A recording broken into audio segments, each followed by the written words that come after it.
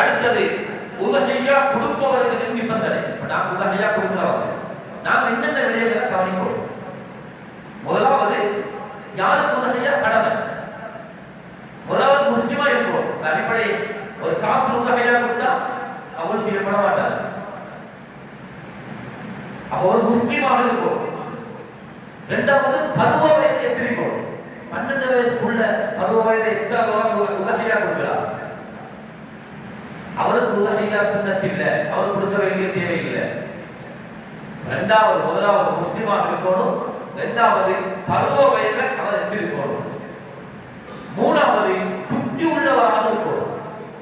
ஒரு மஜ்னூன், ஒரு பைத்தியக்காரர் அல்லது கொஞ்சம் மூல குழப்பம் உள்ளவர், ஒரு நோயாளி, மூல நோய் உள்ளவர், கொஞ்சம் தெளிவில்லாதவராக உதவியா கொடுக்கிறார். அவருக்கு அந்த அமலை நிறைவேற்ற தேவையில்லை.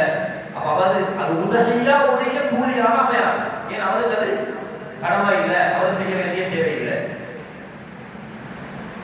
ஐந்தாவது சக்தி உள்ளவராக இருக்கும். உதவியா கொடுத்த சக்தி.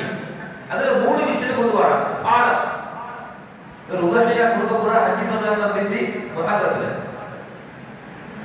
உதவியா கபூலாகுமா இல்ல. குறிப்பிட்ட ஒரு காலம் இருக்குது, அந்த காலத்துல கொடுக்கணும்.